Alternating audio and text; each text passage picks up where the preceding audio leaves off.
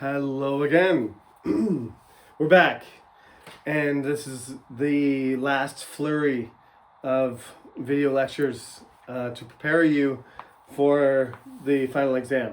Now, as I explained in class, there were almost everybody was there because we had a quiz. However, there was a couple people missing, so just to review or remind you, the final exam is on Wednesday. This weekend there will be how many videos it takes. I'm expecting 3 to wrap up the material for the class. Those three lectures will concern chapter 6 and the greater part of chapter 7. Chapter 8 is not on the exam at all. So some people are a little bit surprised that there was no quiz, on chapter 6 or chapter 7. But that's because we're out of time, and this is a huge topic. British and American culture should really be 2 courses at least. There should probably be modern British culture and modern American culture and medieval and so on. But we squish it all into one big ball, and we call it British and American culture, topics in British and American culture. So chapter 6, one student came up to me and said, is chapter 7 really on the exam? Well, yes, not the whole thing, so pay attention to the video, because when you get to chapter 7, I'm going to skip a few things, but read chapter 6 and chapter 7 this weekend in preparation for the exam. Then look at this lecture, and the things that I focus on are most likely the things I'm going to ask you, right? As usual, nothing's going to be coming out of nowhere. Everything comes from the book or from lecture material that I explain. So there's no I need to know everything that the professor knows, and he's going to ask me questions that haven't been explained in class. I never do that, okay? If you catch me on that, then you're welcome to call me on it, and I owe you a point. But the truth is, I very carefully write the questions, and they're all related to the lecture material. In particular, there are some things, like I said, that don't make it to the textbook, but they're in the lectures. So if you read the book and you watch the lectures, you know everything. It's just up to you to be able to explain it and understand it. And in some cases, remember, right? Just remember the details, okay? So chapter 6, the major thing about chapter 6 is imperialism. And I'm not going to write this on the board because it's in the book. What imperialism is now and what it was and what it will be, and how people understand it in different countries varies, okay? It's an ism. We love these words, isms. It is a kind of abstract idea. It's an ideology. In practice, it's like saying communism. Communism in North Korea, communism in the Soviet Union before, or for our students in Uzbekistan who experienced it or their parents did. In every country, communism manifests itself differently. Likewise, capitalism. Canada is a capitalist country, but it's a social democratic system that has a capitalist market. And the United States is a classical Republican state with a capitalist market, right? And, Sweden is a full-blown socialist country. Social democracy is a little bit different than socialism. Canada has some of it, but really its character is mostly social democratic. So it's a hybrid if you will. We still have the Queen on our money, and we still technically have representatives who are part of the Commonwealth. It's still got some really weird medieval sort of elements to it. Sweden is like completely progressed to the point where social services, equality, and high taxes, and a state, democratically dominated social state, functions well. Sometimes it doesn't, sometimes it does. Likewise, the American system has its high points and its low points. We're going to, not today, but we're going to talk about next lecture. Well, it might be today, might be later today, tonight, when I do another video, tonight or tomorrow morning. There's going to be, we're going to talk about the 20th century, which largely is the emergence of the United States as one of the superpowers, right? In 1800, it's not. It's France, it's Spain, it's the British Empire. The Russian Empire is becoming a superpower, right? They defeat France in the War of 1812. I don't think any other country really could have stopped Napoleon, just like Hitler, except for the Russian Empire, who really stopped the Nazis from expanding and winning military victories. The Soviet Union made the sacrifices that were necessary to win World War II. I'm not saying America didn't have a huge contribution, because they were the ones that single-handedly pretty much defeated Japan. But when it came to Germany, it was the Russians that beat Germany. It's not the Americans. So we have the Soviet Union to thank for the end of Nazi Germany. The Soviet Union itself has its ups and downs as well. At certain points, it seemed like communism was, like during the Great Depression in America, it seemed like communism might be better than capitalism, because the American society was basically falling apart. But anyway, we're getting ahead of ourselves. Imperialism is the idea that you are a sovereign power, and yet you dominate foreign powers and foreign territories using various means. The most obvious means is by military power, right? By advantages in numbers, advantages in technology, in firepower, in organization, in discipline, etc. Right? There's lots of ways that a military can be dominant. So a classic example is the Spanish Empire. We talked a lot about how in the beginning there weren't very many English people in North America, but there were a lot of Spanish people and there were a lot of Portuguese people starting to explore the planet, and they ended up in South America and North America too. The Spanish were all the way up in California, in Texas, by the time the Americans got there. The Spanish had been there for 100 years. The way that the Spanish were able to create that empire was largely because of their intrinsic advantages, right? Like technology. They had a technological advantage. They would also say that their civilization was more advanced. Their immune systems, we talked about how disease played a huge role in,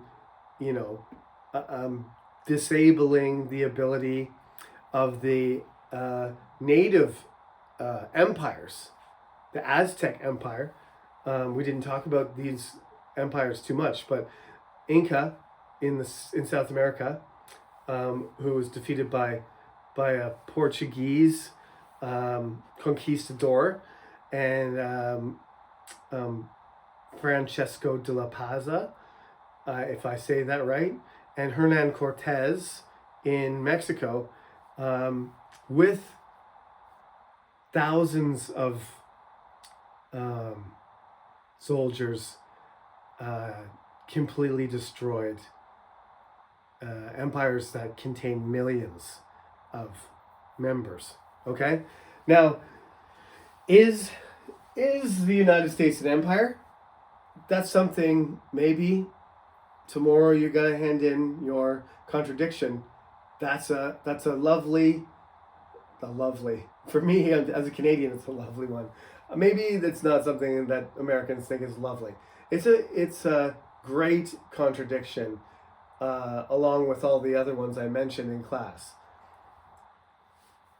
They separated themselves from the British Empire and said, okay, well, we reject the empire. We're going to make our own state.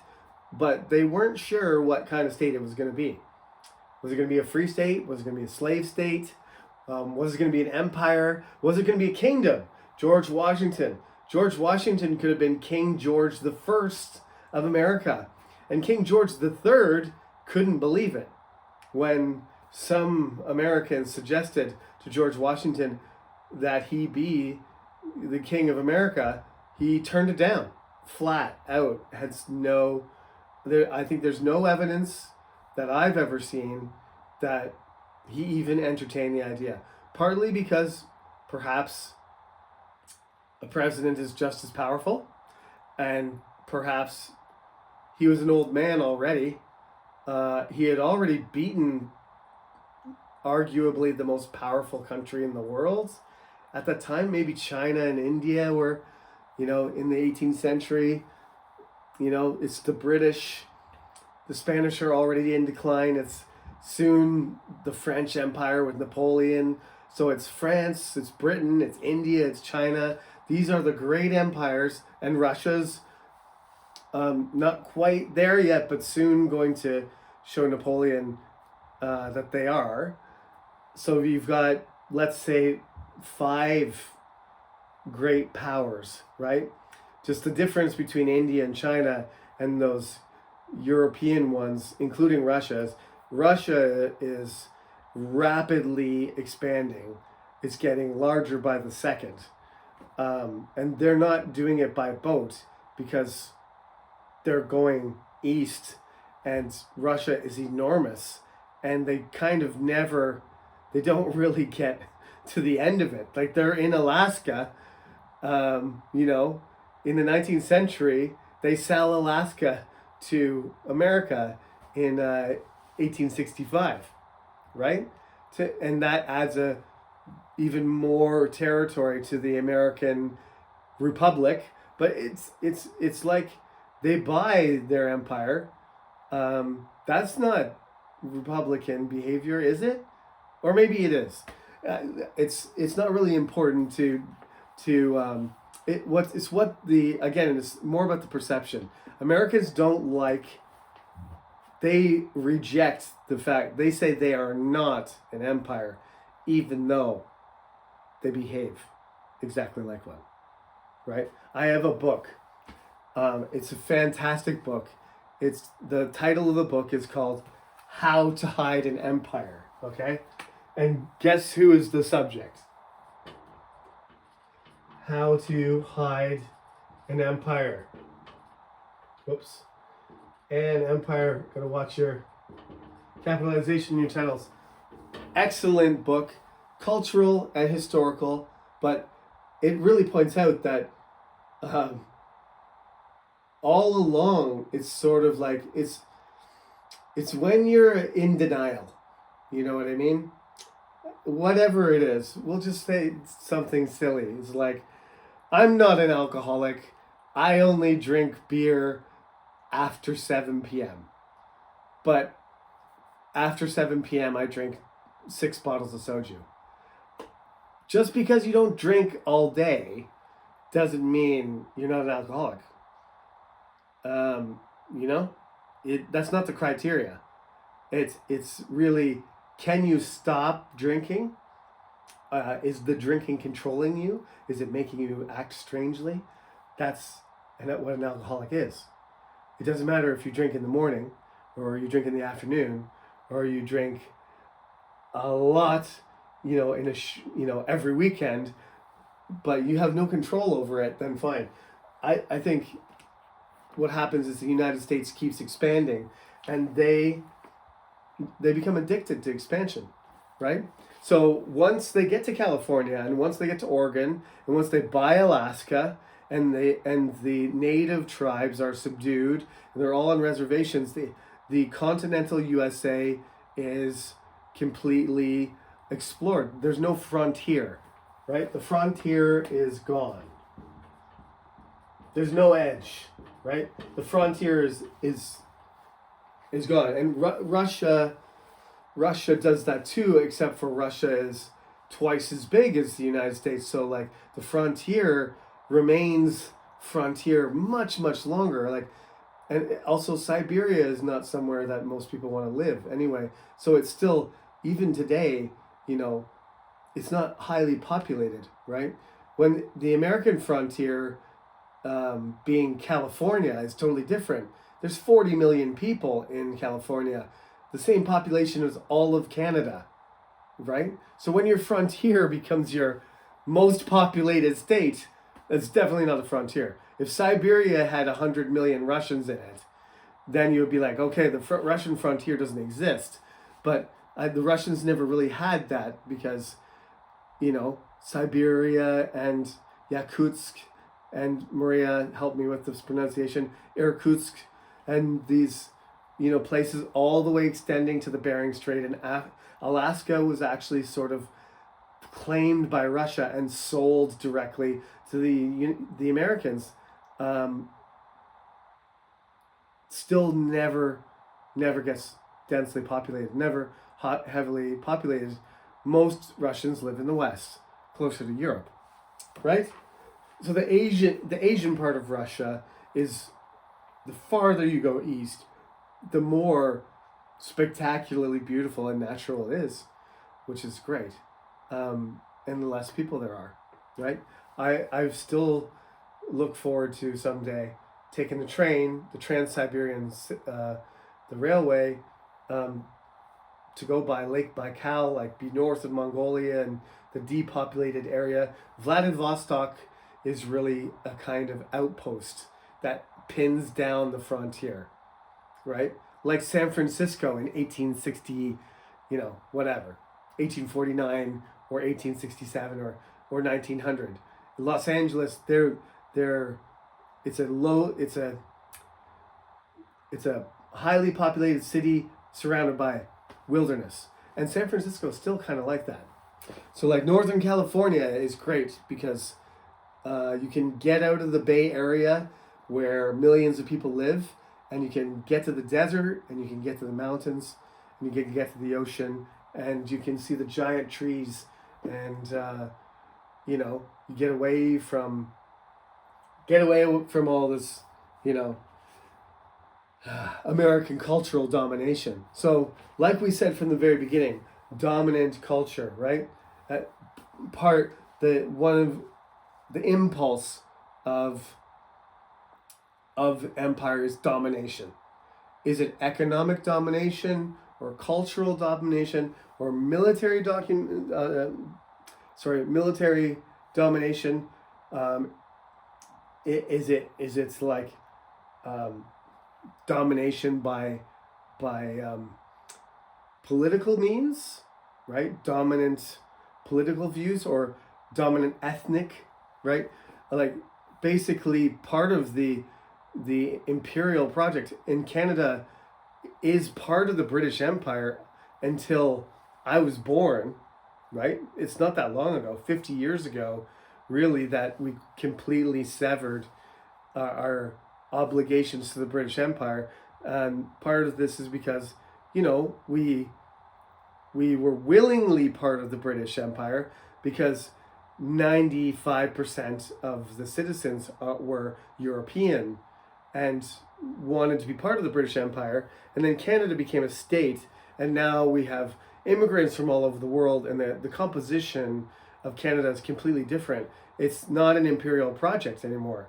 But the colonization, I mean, that's part of depopulation, right? Intentional or not, whether it's by disease or by gun or by attack or by killing all the food sources. I mentioned how they used to shoot the buffalo just for fun, and a known side effect was that it was going to be harder for the natives, especially in the winter, to survive if they didn't have the buffalo, because the buffalo was their entire society revolved around the buffalo. You take that away, and they didn't have food. They didn't have materials for weapons. They didn't have, coats or clothing or shelter or anything. Some of the tribes, they were very dependent on the buffalo. So killing them for sport and saying it was a sport and ignoring the fact that you're destroying the culture of an entire group of people. Very convenient imperial projects. Okay? So you got to look at the benefits and the demerits, and you got to read that over carefully. There's 6 points in favor and 6 points against. And don't be surprised if these questions show up at the end of the exam, right? Where it says, explain, some benefits of empire, or some benefits or some demerits, right? Some advantages or disadvantages. Choose one side. Most students choose the disadvantages because they're just like the Christian questions we had. The Protestant, side is sort of the opposite of the Catholic side, and likewise, the colonial imperial side is the opposite of the colonized or dominated population. They're going to have the exact opposite views, right? The imperial power, like Britain, is going to go around the world saying they're better than everybody else. They have better technology. They have better language. Their education, their abilities, their laws, their reason, their civilization is superior. They have to. Otherwise, just like the Romans, they don't. If your civilization is not better, why are you destroying the other civilization? Well, there's some other things like resources and stuff, right? But you're able to do that. Like those things are connected to. We can get the oil, or we can get the gold. The Spanish can get the gold from Mexico. They can get the silver from Peru, right? They can get that material because they are superior. They are more powerful, and there's just like things like slavery, there can be imperialists who are not evil at heart, that they think that they're making improvements, or that they shouldn't, destruction shouldn't be a part of the imperial process. But that doesn't take away from the basic logic that of an imperial project being, we are superior to you in these ways. So this is enabling us to be the dominant power in the relationship, right? Okay, I hope that wasn't too much for you to handle, but mark my words, exam material, okay? So make sure you don't skip over that. Ireland, I don't have too much time to talk about Ireland, and that is a sad truth that my ancestors will haunt me for forever, because there's only a few pages about Ireland. It's because Ireland resisted the British imperial project from the beginning. We go way back to our friend Henry II, who married the Queen of France, Eleanor of Aquitaine, ex-Queen of France, had lots of young men, Richard the Lionheart being one of them, and King John the Awful, the Terrible, and Magna Carta, and all that kind of stuff. From that era, Henry II went over to Ireland and took advantage of the Irish kingdoms, which, because it wasn't an Irish kingdom, there were Irish kings, but there were, lesser kings than Henry II. Was more almost like an emperor. He was the king of many kingdoms. In Ireland, there were many kings of small kingdoms, so he could take advantage of that and fight. They were fighting each other and they were fighting him, and that was way back in the 12th century. And Ireland didn't get independence until the 20th century. So, one reason Koreans, I think, have some sympathy, or have a natural sort of,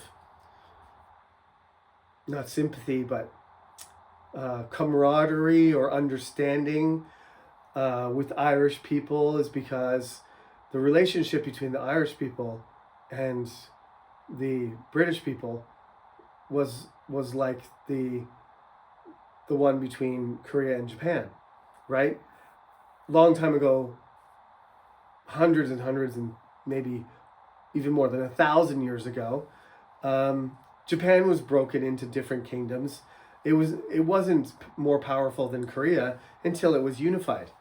Chosun and Goryeo were more powerful states, but once Japan unified, then it suddenly became more of a threat. And that's the Lee Sun-shin story. But they were, the Chosun managed, because of Lee Sun-shin, that's why he's a legend.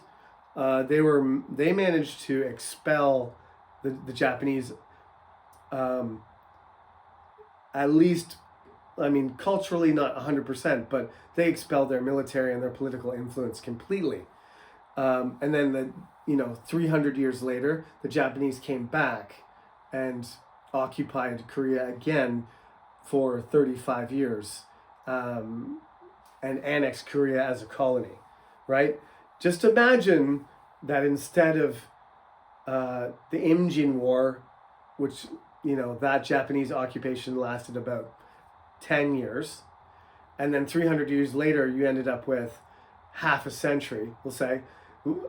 Instead of having 50 years of this imperial power constantly, militarily, economically, culturally, religiously in your face, and taking advantage of whatever they can, imagine it wasn't 50 years, it was 800.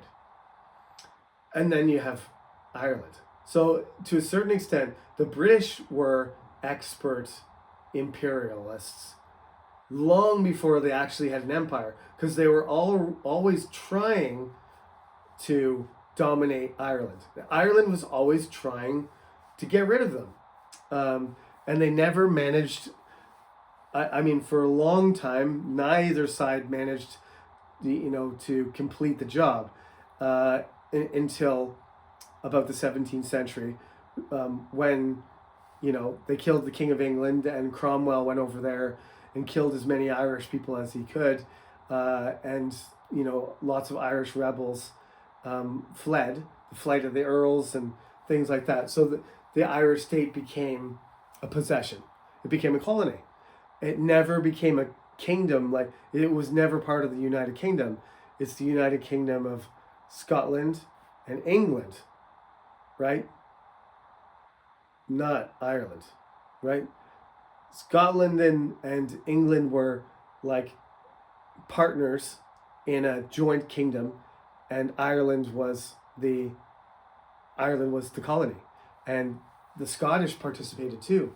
Northern Ireland was a colony for a lot of Protestants, Scottish and English people, but a lot of Scottish people, and the friction between Northern Ireland and Ireland, the Republic of Ireland, many of that has to do with the fact that these plantations because they're Irish Catholic, you got Scottish Protestants taking over Northern Ireland. None of them it's complicated, but that caused years and years of bloodshed, fighting, bitterness, resistance, rebellion. Um, it that could be a course by itself. So I mention it, but I don't go into the details too much. But don't forget, Ireland is always there. They try to ally with the French. They're part of the European Union now. They have their own country, but the Northern Ireland and Wales and Scotland and England are the United Kingdom. A chunk of Ireland still is part of the United Kingdom. And I've given you the shortest version ever of why it is, okay? How long it will remain that way, I have no idea. That's a question for a different class, a political science class, taught by an Irish professor. So, what enabled the British to sort of, they had their imperialism and they were starting, they tried to dominate France, but then, France kicked them out. France is quite frankly a stronger country anyway. They went down to Richard Lionheart. He went all the way down to the Middle East, and he almost made it to Jerusalem, and he was around Palestine and Lebanon and Syria, and then he came back, and so they were these projects, and then they created the American colonies, and then the American colonies kicked them out. So like the British, they started to become the masters of imperialism because they just kept doing it in different places and trying different things. The thing that really drove the imperial power of Britain, though, was the Industrial Revolution. Okay? So this is a fundamental part of this chapter. Chapter 6 is a big one. It's got a lot of isms in it. The Industrial Revolution, one question is it a revolution at all? Well, yeah, it is. But the original Industrial Revolution, sorry for the bad marker, that's not very visible, but the Industrial Revolution,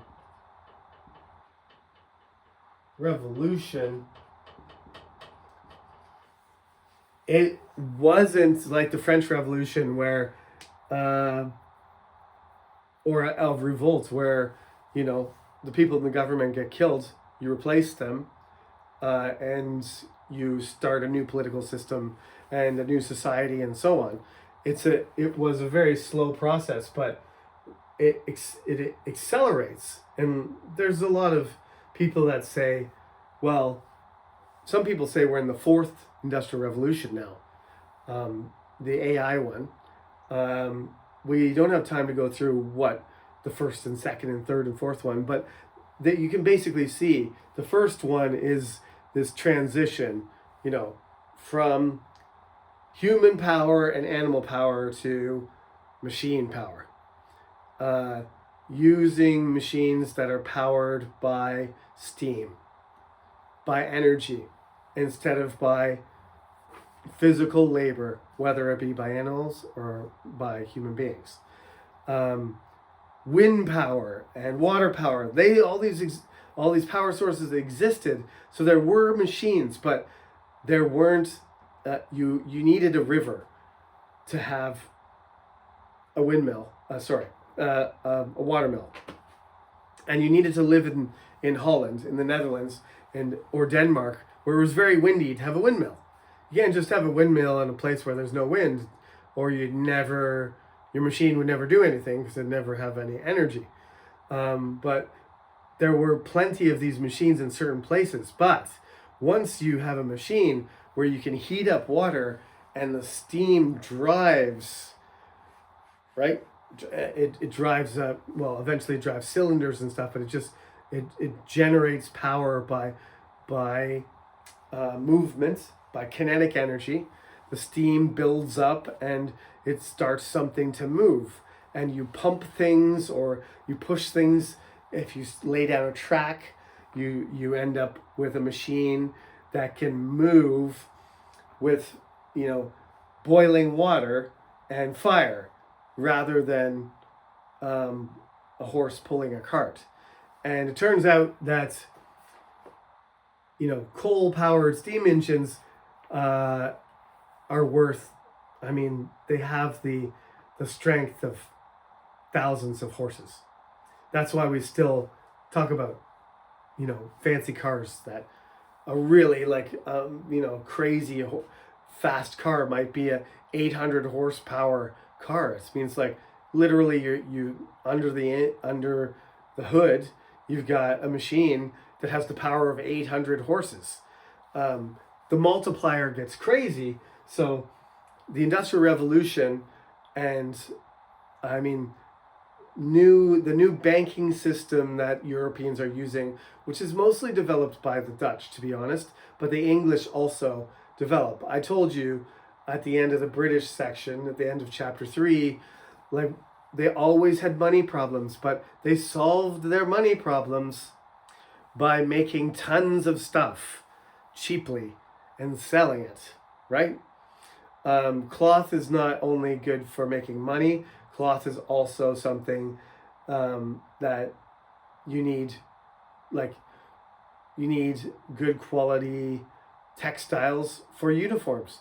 If you have a military, whatever weapon you're using, the sword, the gun, right? A knife, a shield, or whatever,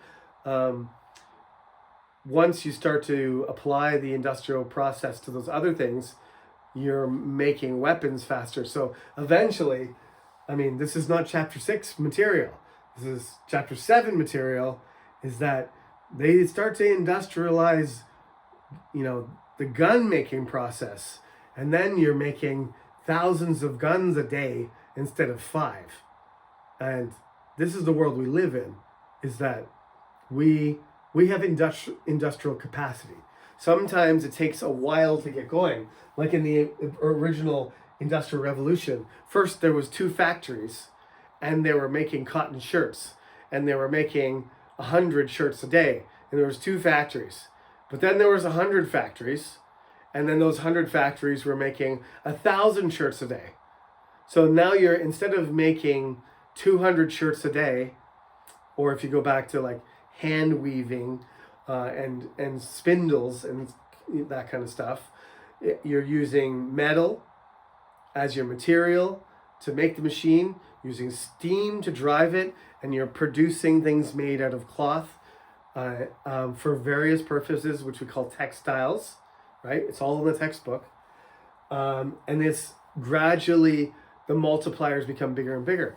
And what happens is, when you make 100,000 shirts a day, the price drops. You still make more money though, right? So if it's $10 a shirt, because you only make 200 shirts a day, and then the price drops to 10 cents, right?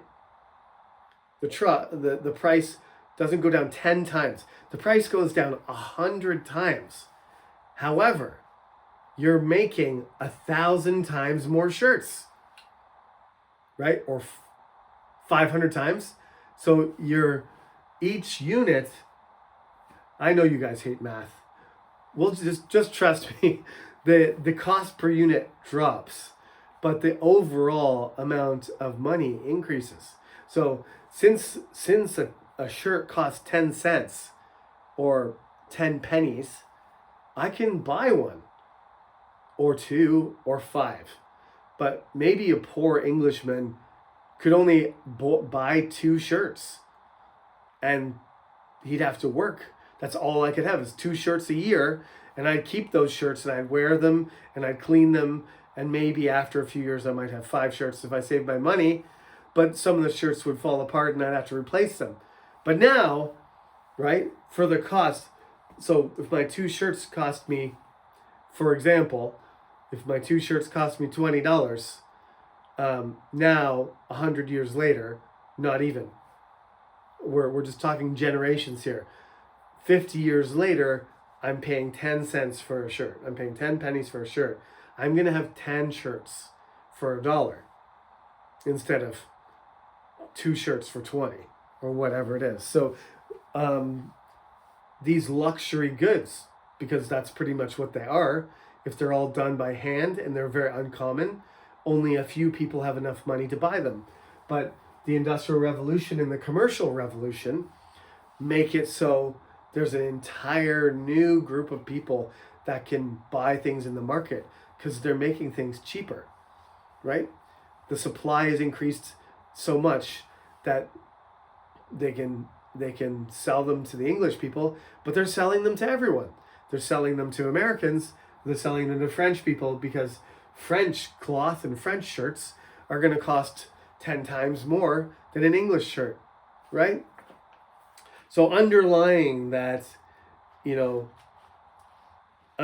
imperial project is the need for more resources, the power of the Industrial Revolution to enable England, a small country, to compete with France, which has many more people and more resources and is a larger country, and then to compete with India and China, which have millions, hundreds of millions of people.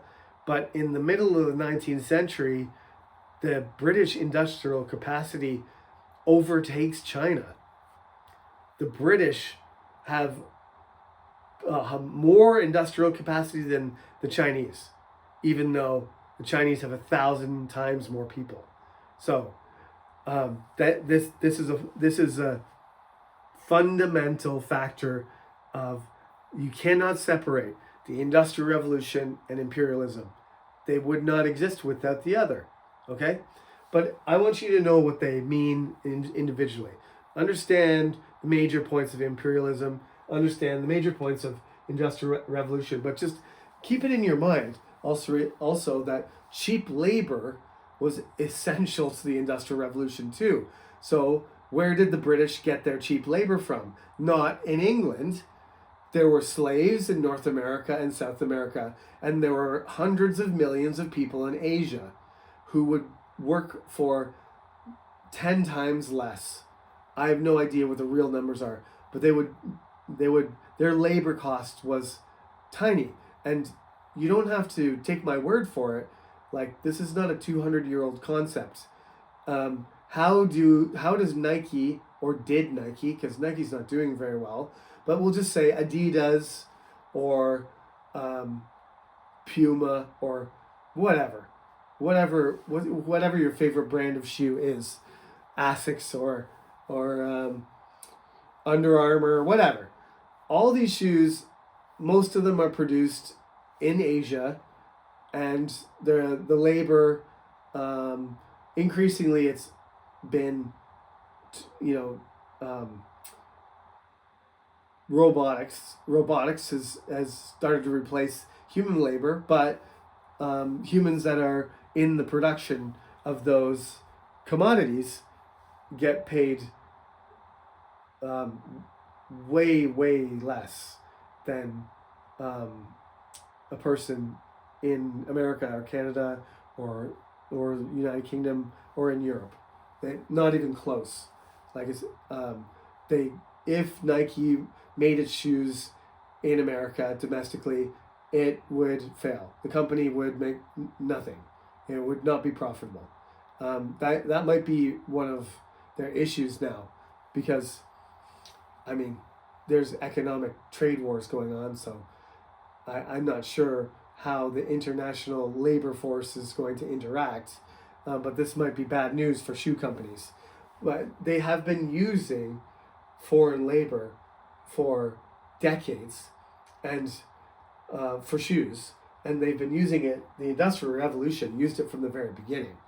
It wasn't just machines. The cotton had to be picked by slaves, and then it had to be shipped, and then the cotton arrived, and the cotton was cheap because slave labor was cheap. If the cotton was too expensive, then and the transportation was too expensive, and the labor in the agricultural sector of the South was not cheap, or later in India, then the Industrial Revolution would never have gotten kick-started. So some people say, The Industrial Revolution happened. Why did it happen in Britain? Why didn't it happen somewhere else? Well, because the British they had multiple sources of cheap labor, and one of those was slaves, and another one of them was, densely populated colonies like India. If you have an alternative theory, you think that obviously the invention of some of the machines was a big factor, but without the resources, without the cotton, to make the textiles, you needed the three things. You needed the metal to make the machines, you needed the steam to power the machines, and you needed a cheap resource that could be turned into a commodity that was more expensive.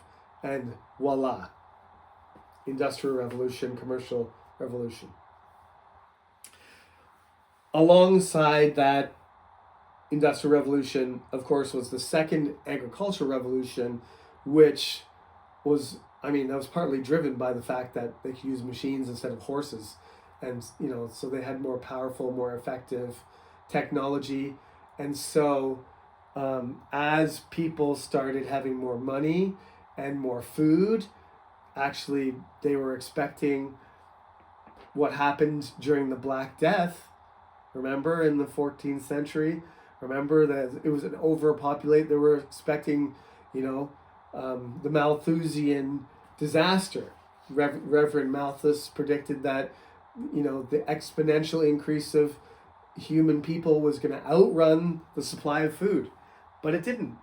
There's many reasons for that. Medicine, nutrition, but the Second Agricultural Revolution, which came along with the Industrial Revolution, multiplied the agricultural production of any industrial nation. We have almost 8 billion people. There are many people who are starving, but nothing compared to 1,000 years ago, when people were starving all the time, everywhere, in every country. Some people like to say we've eliminated. It's true. Some people like to say we've eliminated starvation. That's not true. We haven't, but we could. We have enough food to feed everyone if we distributed the food evenly to all 8 billion people. Nobody would starve. That's the fact, and that's imperialism and commercialism and capitalism. Making money from food is part of the reason that cost and lack of profit is one of the reasons why food doesn't get to where it's supposed to be or to where it's needed, right? Take Gaza, for example, right now. 2 million people are there. We have plenty enough food. America has plenty enough food to give every single person in Gaza enough to eat every day, forever. But they don't. It's political and military. It's religious.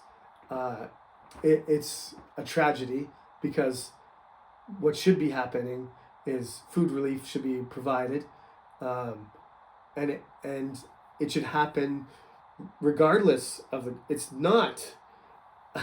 You're not going to make a profit necessarily from that, but you're going to save 2 million people, and we have the capacity to do that. So why wouldn't we do it, right?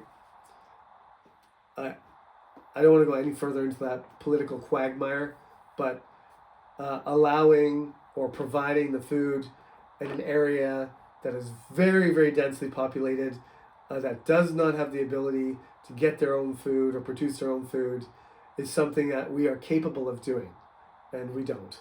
So that's not necessarily an imperial or colonial action, but it can be, right? If 10 years from now, there's other countries setting up in Gaza, it means that starvation and deprivation of those people was a part of an imperial colonial project to take over the Gaza Strip. Okay? I'm not talking about religion or politics here. I'm just talking about the fact that there's 2 million people there that are occupying that area, and if they're reduced or removed, that's what imperialism, that is one of the darkest things about imperialism, is that's what imperial powers do. They take control of the area, and they create policies that enable them to control the region. Okay? Now, I've taught you these ideas, and it's up to you for you to apply them. I'm not telling you what to think, okay? One way or another. I know that region in the Middle East has a long history of political and religious differences, and there's resource differences, and there's economic differences, and there's no way that I would be able to explain it to you fairly or properly. So use the information that we know, and that the ideas that we have, and consider it. Use your perspective, right? Remember the last lecture I said in person? It's all about perception, right? Is he rich? Or is he just borrowing a lot of money, and does he look rich? Huh? We'll find out. We'll find out sooner or later. The truth will come out. You know who I mean. The great man Adam Smith, a Scottish man, like I said to you before, mostly because they became very dedicated Protestants and wanted to read the Bible in English, and then they started reading other things, and then they started attending university, and then they started experimenting and inventing and writing and reading. That the Scottish Enlightenment was a really shockingly important event for a tiny little country that's, almost frozen half the year, and it's covered in rocks and swamps and sheep and bagpipes. Don't worry, I'm part Scottish, right? About half. Got a lot of Irish and Scottish blood, so I'm allowed to say this because my ancestors, God bless them, survived and came to Canada, and gave me the opportunity to live the life that I live. But their life is tough, and not where you would expect the center of learning to come from in the Enlightenment in the 18th century. If you said to me, "Oh, all these geniuses from China came up with all these ideas," I would say, "Of course they did. Look there's 1 billion of them. Some of them got to be smart." And if you told me that,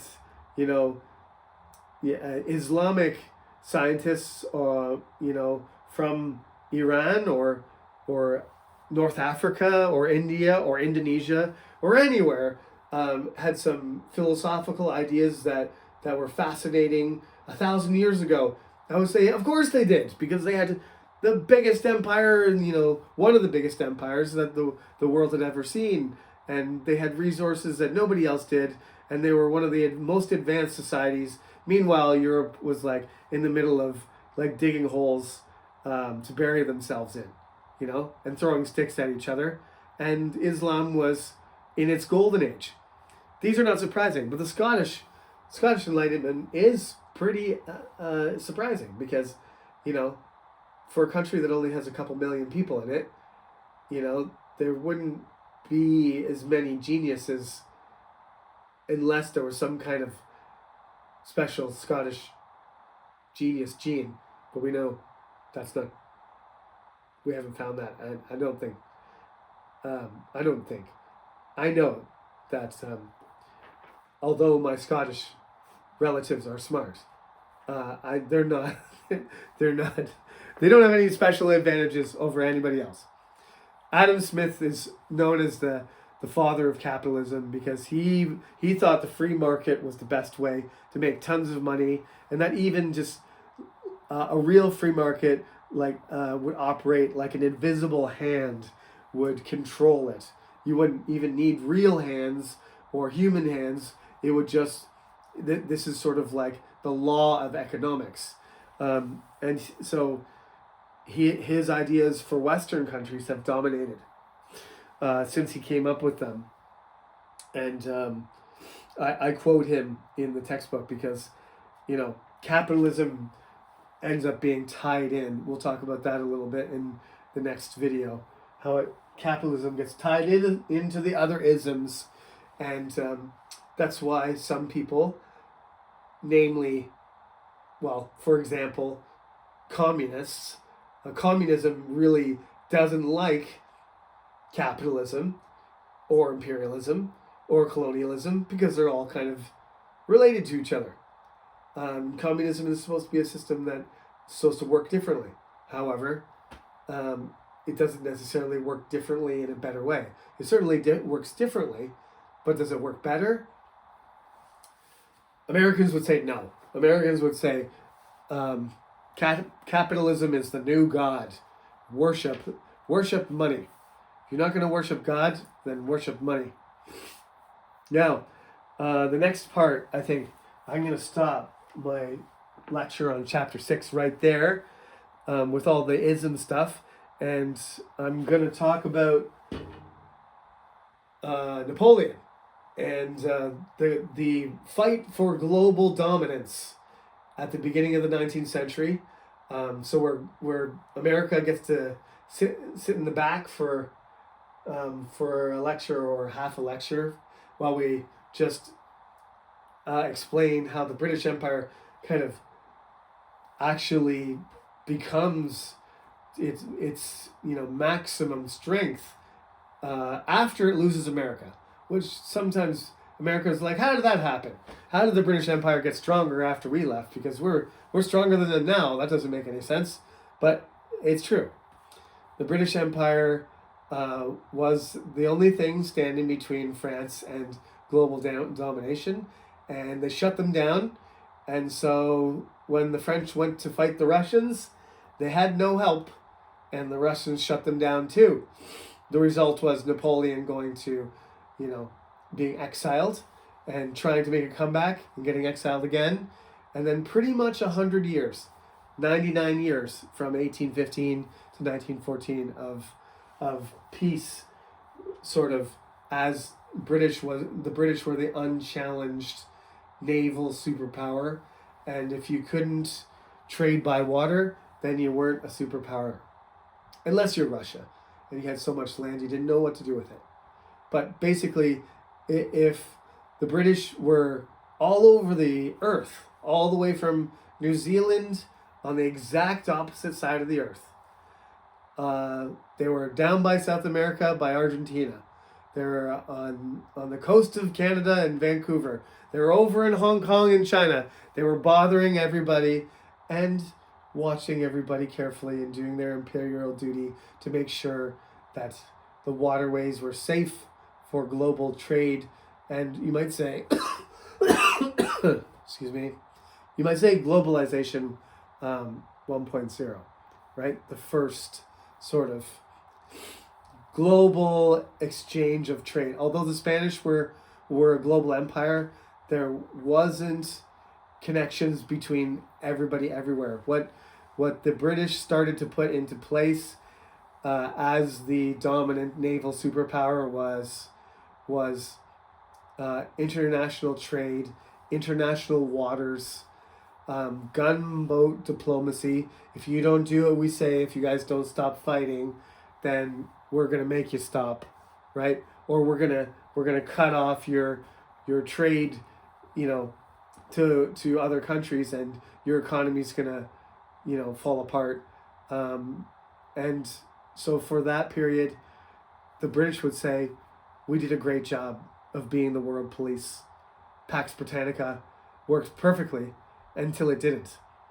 In 1914, World War I started, which the British still called the Great War, which ended that illusion of a single power being able to control the world.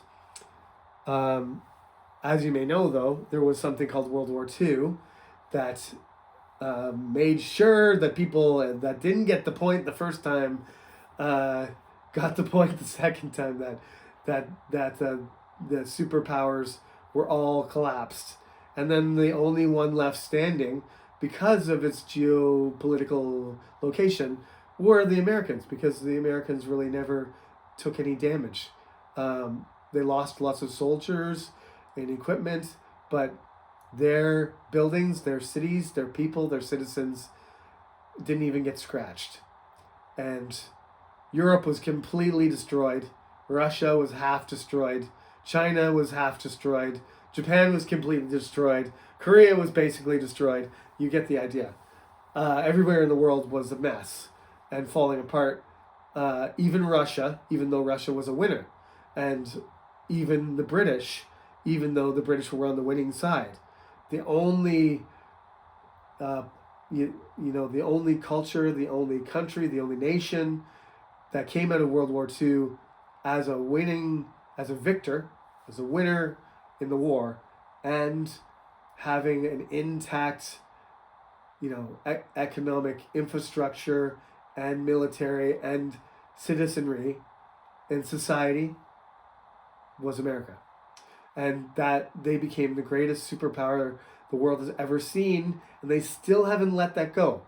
Are they going to lose it? Is somebody going to overtake them? Or are we going to end up with 2 superpowers, or 3 or 4 or 5? I have no idea. But since World War II until now, we have something called the Pax Americana, which so far there hasn't been World War III. So World War II until now, the last 80 years or so, is some of the reason that we haven't had a global conflict, at least a large, or if it's not the most important factor, one of the most important factors has been the potential intervention of the United States. So we'll talk about that to finish off chapter 6, going into chapter 7. These chapters were actually not next to each other somehow, but now I feel like chapter 6 and 7 go together very nicely. And to answer a few students' questions, is like, how come we're doing 6 and 7? Well, chapter 3 is over 50 pages, and 6 and 7 combined are 60 pages. So chapter 3 was a huge chapter. You just forget, and you're more concerned about the number of chapters than you should be. I'm going to cut off some of chapter 7. So really we're doing chapter 6 and most of chapter 7, which is approximately 50 pages, okay? When I'm done the next couple lectures, I'll tell you on which page you can stop, and chapter 8 is not going to factor in on the exam at all, okay? So that's one. I think there's going to be 2 more of these, finishing off chapter 6 and then talking about chapter 7. We got America in the 20th century, World War I and World War II, Hollywood, American entertainment and music, and then I'm going to stop. And shortly after that, you and I were born. And the rest is history, as they say. So this is the first one. We'll get this one out now, and a couple more over the weekend. And see you on Wednesday. Don't be late, and make sure you, by Sunday night, hand in your second assignment. Thank you for listening. See you again soon.